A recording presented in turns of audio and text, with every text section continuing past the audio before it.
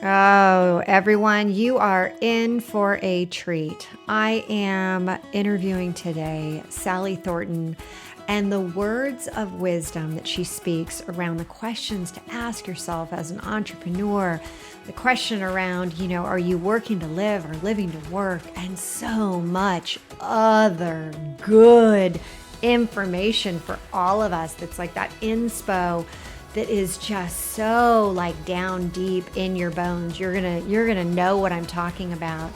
But there's also a really heartfelt relaunch that she's gonna share. You're gonna want to grab a tissue box. It's something that, you only hope you never have to go through. So it's my pleasure to bring this episode to you now. You're listening to the Silver Lined Relaunch, and I'm your host, Hillary DeCesar, award-winning entrepreneur and transitional coach. Each week, I'll invite you to tune into inspirational stories, revealing how you too can turn ordinary experiences into the extraordinary. Feeling stuck? I'll share step-by-step strategies to fuel your ability to experience a life where silver linings are both abundant and possible.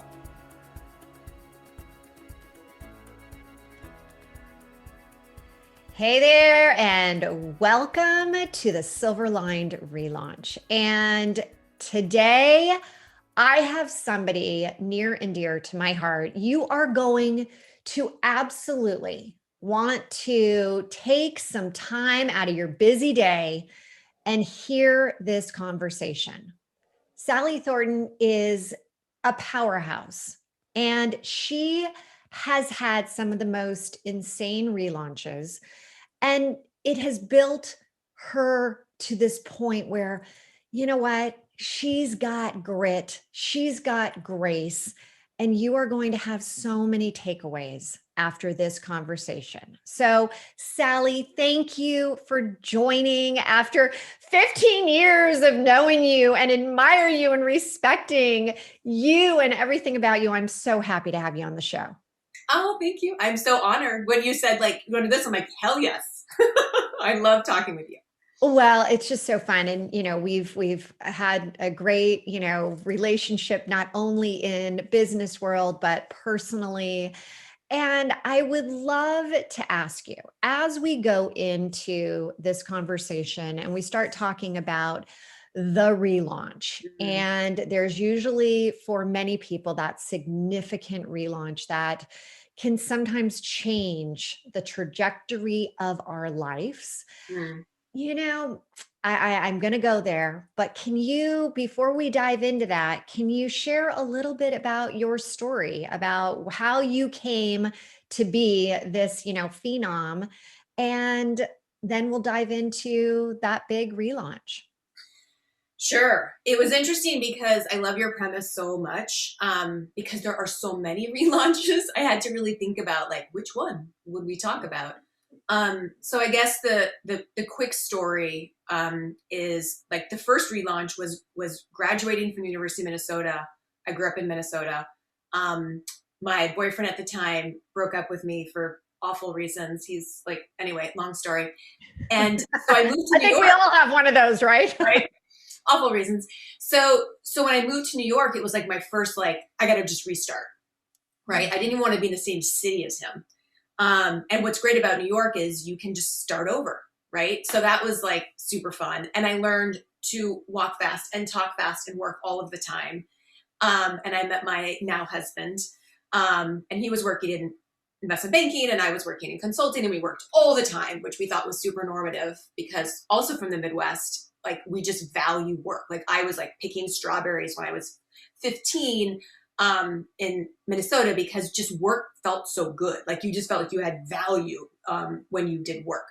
So that's key to my story because then when my husband ended up going to Stanford Business School, I moved out when he graduated, and then I moved into Silicon Valley, and I got to relaunch again in terms of like going from consulting, which was very like, big towers in Manhattan, to like this scrappy Silicon Valley, and how do I adjust to that? And so I went in-house to a tech company that was bringing voice over IP and DSL to the masses, and it was so energizing. And I thought I was so important because I was figuring out stock options for executives, and I really believed that working all the time brought me value. And my husband was at McKinsey, so we worked all the time.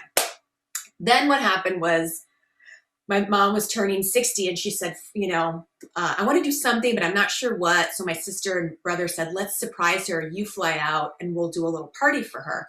But I thought I was very important. And I was like, I'm not sure I can do this. And I'm pregnant. And can't we just do it some other way? And they said, no. They said, get on the plane. And I'm the baby. So I flew out. We went to her party. It was great. And then I came back and I was 8 months pregnant. And my dad called and said, your brother has been killed. He was 37. And it was a total shock. I was filled with hormones. I was like, having this baby. And I'm like, this can't be true. So I flew out to the crash site. It's still burning. And my mom said to me, like, hey, you're killing it at work. I'm so proud of you. She's a feminist. But I just lost my first son. And you're about to have your first son. So rethink work. So that was my first relaunch. And it made me look at everything, question, what is the point of this hard work? I want to do good work, but I want to not lose someone in my life and feel like I almost missed seeing him at my mom's party. I almost didn't go to that party because I was so committed to my work. So that was my first. So then I started a company. Well, wait. Okay. Okay. Before we go on, you're how old when this happens? I was 31. Okay. 31 years old. You're 8 months pregnant. Mm-hmm. You, as you said, you're in scrappy Silicon Valley. You're working till your eyes bleed, right? Because that's what we all did. Just, it was like, that was your power trip, just grinding, go. Hustle. And your mom says, hold on. Yeah. Hold on. I have to have you here. This is what is important. And you thinking I really don't want to. I'm 8 months pregnant. I don't want to get on a plane. I don't want to do all this. And then you do it. You fly home and you get this call.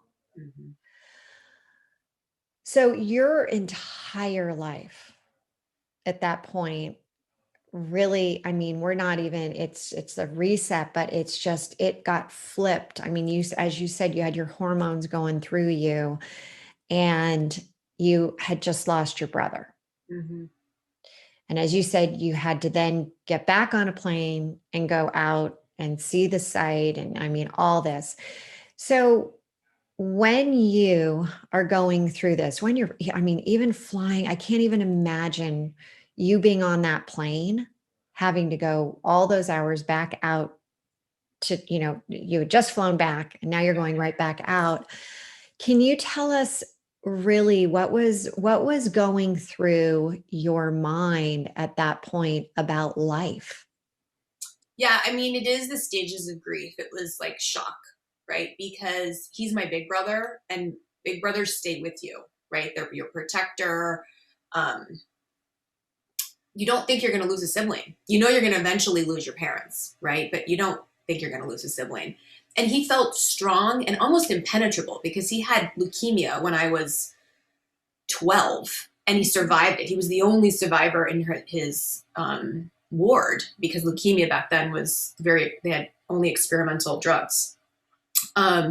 So I really thought he was a god. So it was shock. I was just in shock and I couldn't imagine a different life. It was awful. So that's the thing, back to relaunch, I had to reimagine a whole nother life of okay, he's not going to meet my kid. He's not going to protect me if something goes wrong in my life. It was awful. Yeah.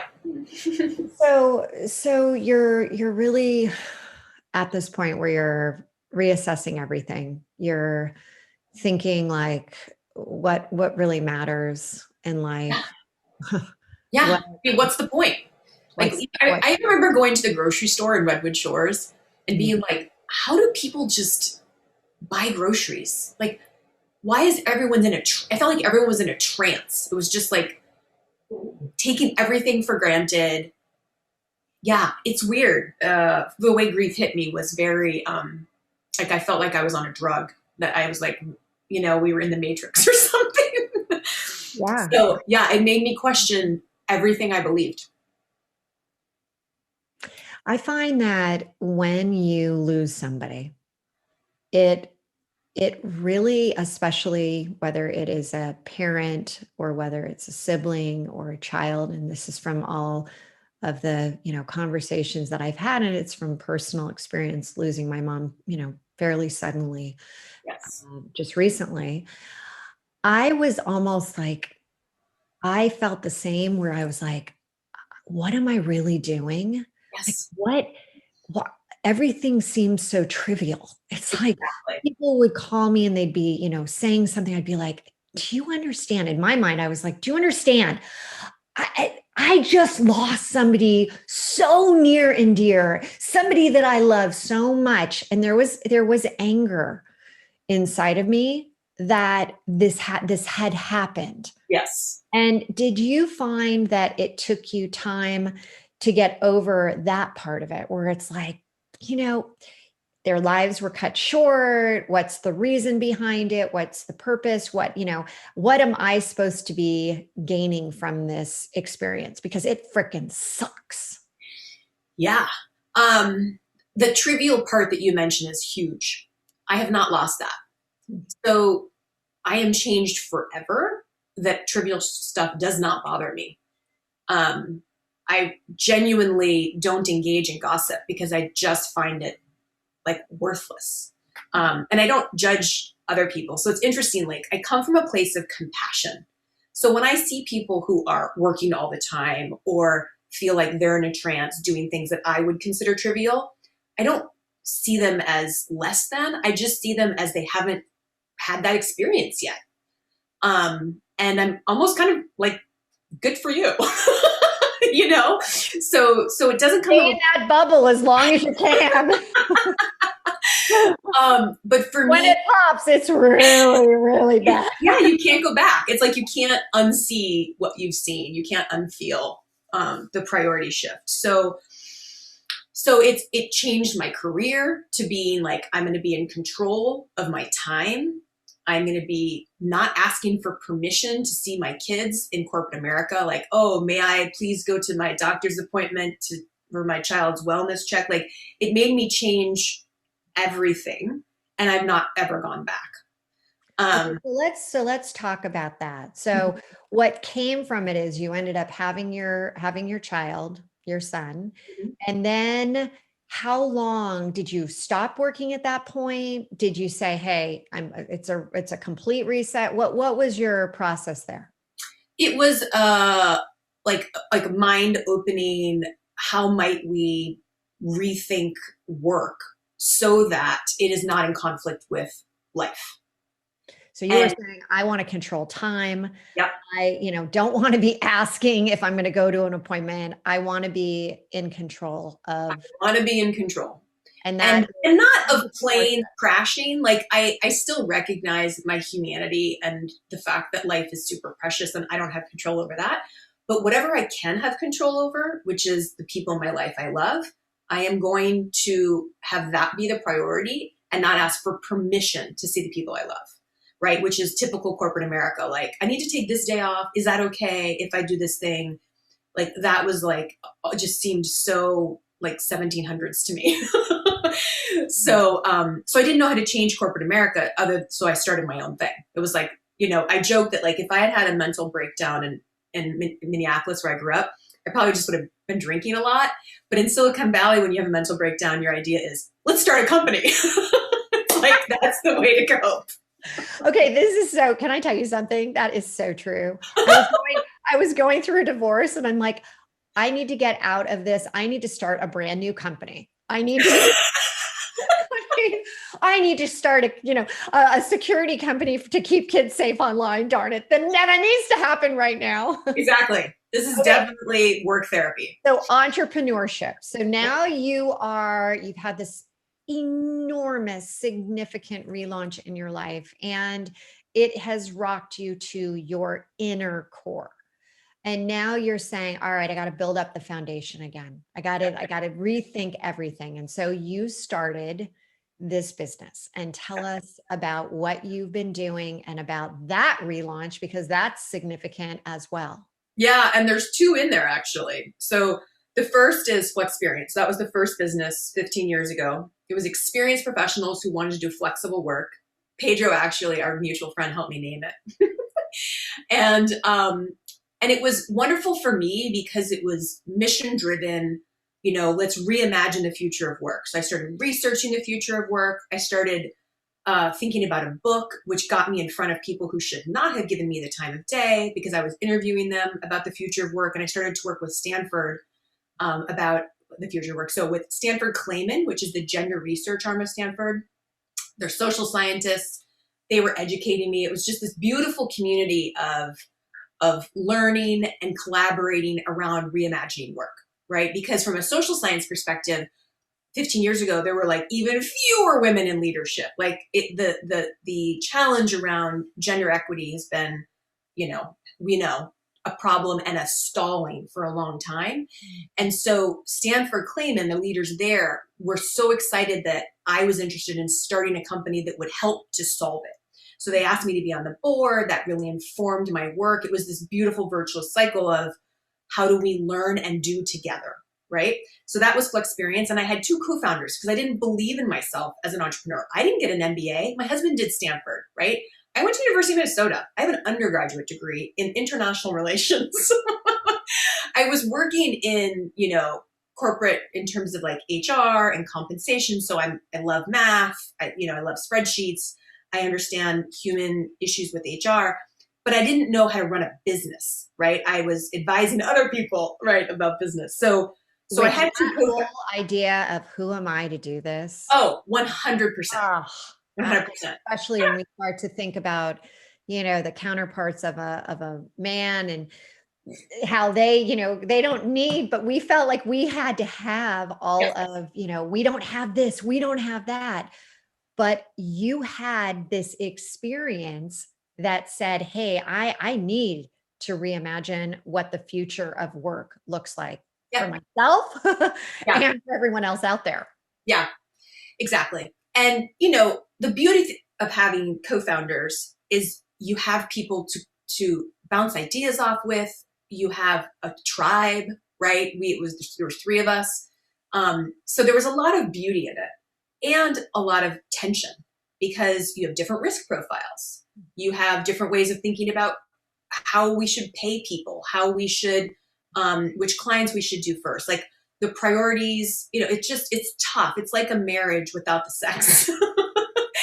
And then there's three of us. Many co-founders in the past, totally, absolutely. It is a marriage. It's a sexless marriage for sure. Which apparently is common. I don't know. So it was a three-way sexless marriage. So it was really tricky and I adored them and we learned a lot together and it was really hard. So after 5 years and we had I want to so name the clients, but now that this is public, I can't. But we had really cool clients, like the top tech giants, top consumer product companies, but only beginning the kindling of the wood of the revenue. And so my co-founders, after 5 years were like, it's just not enough. It's exhausting to be an entrepreneur.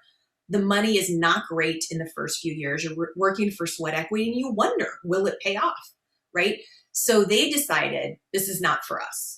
And I totally respected that. Entrepreneurialism is not, you don't know until you try, right? So they decided to close the business right at the time that my husband had been let go through an M&A acquisition. So he didn't have a job. And my dad was diagnosed with colon cancer. I was the primary income. And they were like, we'd like to close the business. And I was like, are you kidding me? Not right now, I hope. Yeah. So I said to my husband, I was like, all right, and the kids were young. I was like, either I'm going to drink because this is just super stressful, or I'm going to do yoga teacher training on the weekends. And he was like, I would like the second option.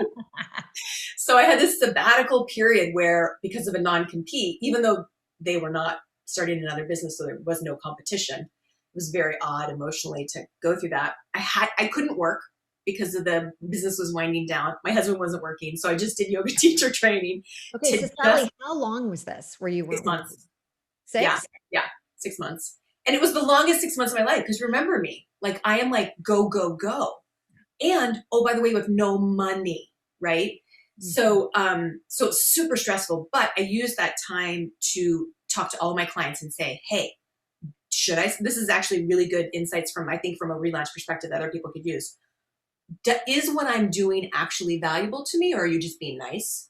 What elements are the most valuable? What do you wish I was doing that I'm not doing? Like it allowed me to almost become a researcher again for version 2 of what I wanted to build. Okay, And let's just go back over that. Is it valuable? What is the most valuable part? And is it worth doing? Should I be doing this? These are right, all questions that we should constantly, as an entrepreneur, be asking ourselves. right, Because this is the, foundation. We get so caught up in having the business going, going, going. You were given this opportunity of, hey, right, was what I was doing worthwhile? right, Is there a business there? Got it. right, right. And or should I pivot in this direction or that direction? Like I was forced to think and pause, Mm. which was really hard. But like, sometimes boundaries create more creativity, right? I'm actually a big fan of boundaries. But at the time I did not like the boundaries. Very No, angry. and you being forced to think and pause is I mean, that's like a snowball going down a hill saying, don't roll down, don't get any bigger. Right. Yeah, it was painful. So that came up with so this is another sort of insight for people who are interested.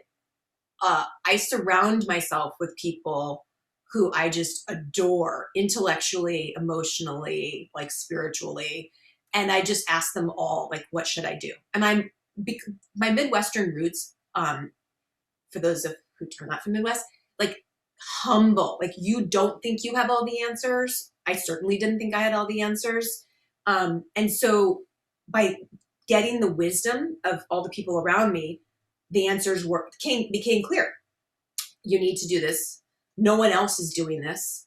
You need to name it something that takes away the stigma of flexibility, because I was a little too early in naming it Flexperience, because flexibility still had a stigma that you were not the ideal worker, that person who's all in and working all the time. And Mm. so I would get a lot of clients who'd be like, well, but why do they want to work flexibly? Because the really good A players are really, really busy all the time. And I'm like, no, there are actually a lot of A players who want something in between 80 hours of work or staying at home with young kids or aging parents. So I was pushing this boulder uphill around the social science, and like, why? Why fight that fight? So I had some wonderful gurus in branding, David Ocker, Jennifer Ocker, who are neighbors, dear friends, and advisors, and they helped me name it Forshay, which is my brother's name. So it Mm. sounds like McKinsey or Bain. It has no stigma, right? Mm. It just sounds like a professional services firm, but it has heart and it has a story, and it keeps me grounded because sometimes when I'm in a room of founders, I feel less than because I'm not working 80 hours a week. I think a big full week is 50. Like 50 is a lot for Mm. me. I'm much more about output than I am about input. And because I wasn't venture funded, I wanted to be back to my control issues. I did not want someone else giving me money and telling me how I should spend it. That to me felt like co-founders, right? I wanted to decide that I wanted to pay my people well. I wanted to decide how fast we would grow. I wanted to decide what risk we were going to take. And anytime I would take money, I knew that would go away, right? I would I lose. mean, this is why I so admire you. I mean, the correlation, your company name. I sit here and I think, gosh, a year ago, maybe year and a couple months, people were like, relaunch. What a weird name. Like, why? Isn't a relaunch something like something negative? Why would you want to admit that you're doing a relaunch? And I remember thinking, like, no, this just feels right Yeah, because It's honest. We all go through relaunches. I mean, and so I'm hearing you. And as you said, taking in money feels like you have co-founders, and Yeah. that's not where you wanted to be. I'm doing the same thing. This time I am single, solo, entrepreneur. I make the decisions.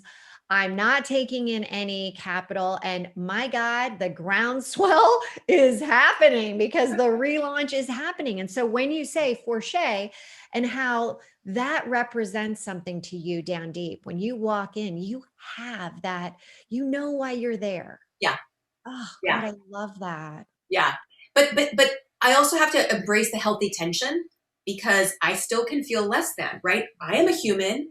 I get the social science. We look at our normative. Most companies are venture funded or there's just a sexiness to it. And so like I would be at an all raise event, right, for women founders, and it's mostly venture funded, but we're trying to do gender equity. And so whenever they would talk about the venture side, I was like, well, I don't belong in that conversation, right? And so there is a weird, I should say, continually see it. Oh, that is tension, and decide for myself, I don't want that. It's okay that I can feel less than, speak it, right? This is the emotional intelligence, like name how I'm feeling and let it go. Like, okay, but Name it, let it go, but then also be thinking, all right, give me evidence of who's done this that I am impressed with. Well, you've got Sarah Blakely Spanx, right? She didn't take a single dollar, now has $1 billion company. And this is feasible. This yeah, is possible. yeah, This is exactly what we all need to be doing, is saying, you know what? I don't need to just because others are doing it. yeah, I don't need to do this. You are now charting your own course, right? And yes, there are the limiting beliefs that creep up. Like, ooh, should I be doing this? Am I putting too much in? Am I, is my profit margin, where it should be? Am I reinvesting as much as I should? But and you said, you're trusting yourself now. You're yeah. trusting, and my God, your brother is with you. Oh, I love this. He would love to have all the attention that I'm giving him. He would love it because I talk about him all the time. Yeah. So I think that's for me the North Star is what helps me when I'm in, like, I remember when Reed Hoffman was giving a talk at like Commonwealth Club, and I stood up as I always do during the Q&A, and I asked my question. Why is the all-in model the only founders you'll back? And by the way, this was before he was doing a good job around gender equality for founders. And I said, I think you will find more women if we don't keep presenting this hero mindset that you have to sacrifice everything. Because socially, that does not work for more women. More women still have the responsibility for kids and aging parents. So by definition, you are creating bias in your channel. And I remember his answer was, well, I don't want my competitors of my founded businesses to have people who are working 80 hours a week, but my founders are not working 80 hours a week. So it was this weird competition that he was seeing. And honestly, he's a brilliant person who's doing a lot of good work. If I didn't have a North Star of that grounding experience, that like, that is not what feels right to me, I would have listened to him, right? Because that's it. It's the hustle. It's the like all the media people who talk about work, like Elon, work, work, work, work. Just don't sleep, don't have friends, don't exercise, don't take care of yourself. And I just had a different experience. So for me, I had to keep saying like, okay, I can still do a business that is on my terms. I am creating value for all the people around me. It can be a triple bottom line. It can be a virtuous cycle. And but like, I have to say it a lot because it is not normative. It's But not that's how we why still view success. but this is why it's so beautiful that you were reimagining the future of work. And that is not working till your eyes bleed. That is not 80 hours. And it was interesting. I was on listening to a Clubhouse this morning Yeah. about the difference between a lifestyle company and an empire.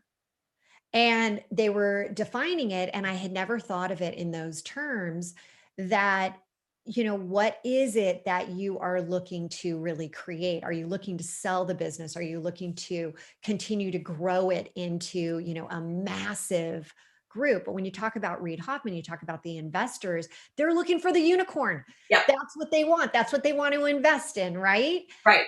And I sit there and I'm like, there are so many powerful businesses out there that have created the right lifestyle. They've Right. created the lifestyle for the founder, Right. but it's almost like to their detriment in the eyes of these big investors. Like, oh, you're not working 60, 70, 80 hours. It's like, no, because success to me is my lifestyle Right. and my business that is giving back, that is helping people. It's just, I love what you're saying here because it resonates so much with me. Well, thank you. And I would love for you and the listeners to give us feedback on a different word for lifestyle, because I was in this conversation with an HBS professor around the difference between the unicorns, and she was doing a case study on Amazon. And then she had a case studies on lifestyle businesses. It was literally one or the other. To me, we had this conversation like 7 years ago. A lifestyle business could be like, I have a cute shoe shop for kids' shoes. Maybe I break even. Maybe I make a little bit of money. I just want to be engaged in our community, but it isn't actually creating work for others. It isn't like I can create wealth for myself. Like, it's not a wealth building event, right? And that's how I had seen lifestyle. That's how she was talking about it from an HBS perspective. And I was like, I'm sorry, what's in between that? Exactly. Okay, we got the black and we've got the white, but the gray zone. Can we talk about Exactly. the gray? I look pretty good in gray. So.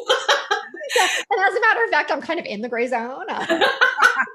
Yeah. And so she actually didn't have an answer for me. So she gave me a 1 hour follow-up, just one-on-one, because this was in a big CEO forum. And I was, again, the person raising my hand going like, I'm sorry, like, I would like to explore in between that. And she was like, I will do a one-on-one with you. She couldn't come up with it. No. She's a wonderful professor. She was like, I don't know. And I was like, I think that there's something there. And I don't have the answer. Sometimes all I have is like reasonably good questions. But like there's something in between. And I think that the in between is us.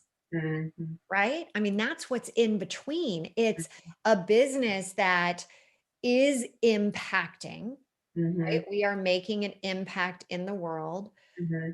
But if it's not going to be Elon Musk, billions and all that, owning the market space, it's almost like we have to have a tiered system. Okay, yes. We're not going to get into this right now, but you and I should be coming up with a tiered system, because there is something to be said here, that it's not just the lifestyle. And I sit here and I talk a lot about what does success mean to me. And success is having a lifestyle that you're really fired up about, that you're really like, that's success. When you've got your business, you've got your relationships, you've got yourself, and you're feeling like, yeah, I've got the foundation, I've got the core, and you're on that trajectory for happiness. I mean, that is like, boom. But then if you sit there and say lifestyle, then all of a sudden it's like, okay, that I'm not sure we want to take it that way. Anyway, different conversation, different day, but we need to go down this path because we need to be coining, naming, doing something there. Yeah. But I want to ask you, so at this point, as we're wrapping up, what are you specifically working on right now that you'd like to share with people? I'm really working on a holistic way to look at work with my clients. So I work with big tech, startups, consumer products, biotech. It doesn't matter because it's human-centered work, right? Around practical ways in which they can build teams. So that means interim executive work that we do, executive search with a diverse slate. So that's building teams. Or improving the way teamwork happens. So that's inclusion and diversity consulting. That's how do we help managers who are burning out, or employees who are burning out, because we need to create constraints around collaboration, and we need to bring in the science of work with practical strategies that make work better. That's what I care about. Stop the burnout. Yes. Stop the working 70, 80 hours a week. Yes, yes, yes. I love that. Okay. So as we wrap up, I always like to do some rapid fire questions. Are you ready? I'm ready. I know you're about to go out and work out, and I'm going to get you jazzed up All right. thinking about these things. Okay. So if you were to put a name, and you're not a lifestyle company, Right. and you're not an empire at this point, what name right now would you use to describe your business? Growth and impact. Yes. I was literally thinking for you, it would be impact. For I just that's exactly where I was going. So growth and impact, that would be that's the mid zone. That is that gray zone. Okay, now if you and I, since I can see you right now, when you are in the jam and you're doing your things and you're on Zoom, are you dressed belly button up or fully all the way down to your toes? No, as you can see, I didn't know we were going to be on video, so you get my exercise self. This goes back to the vulnerability. Like, Forshay was distributed by design from the very beginning, and as was Flexperience. So I've worked remotely for 15 years. I am super comfortable in my athleisure. What do you say? Athleisure? Athleisure? I was going to say, is this a new word that we're coming up with? But I like it. Yeah, athleisure. Yeah, and so I wear black pants, but there might be leggings. They might. And are we in our tennis shoes already? Are we in our slippers? Oh, I don't wear shoes. Oh, I like. Okay. No, just cozy socks. So the question is, are the toes painted or not painted? They are painted because I did a COVID excursion to Hawaii. Oh, I love that. Okay. Now I have another question. What is your favorite beauty product and what is the name? My dear friend is Leslie Blodgett, who grew Bare Minerals, Bare Essentials, and their Prime Time. I was happy that you asked me about this. Their Prime Time primer has SPF, and it just clears the complexion, and it's fantastic, and it feels like silk. So it's my everyday. We like that. Mm-hmm. Very cool. Okay, so as we move into this next generation of work from home, what are you suggesting to people that are interested in potentially starting a new venture? What are you recommending? So it's kind of I guess I would say it's what IDEO calls the T in career development, which is what are you deep in that's fantastic, right? And then how do you think broadly about ways in which to apply it? So back to the listening sessions that I did, and anyone does, is like the market analysis, right? Of understanding what problem are you trying to solve that you can uniquely take a lens to and fires you up so that work doesn't feel like work. I mean, one of the reasons I actually don't ever feel burned out is because sometimes the work doesn't feel like work, right? So even maybe I am working some weeks 60 hours, maybe some weeks I'm working 30, but either because I'm in my jam, I'm so effective because I know what I'm doing that I don't have to work more hours, or because I'm so absorbing new information and learning that I might have actually worked 60 hours but it didn't feel like it. Either way, you're gonna build something cool because you're able to have that energy and ideas that will differentiate your business. That's the difference between working to live and living to work. Yeah. Totally love that. Okay, well, that is a wrap for us today. Thank you so much for coming. And the last question I like to leave off with is, what does a powerhouse of possibility mean to you?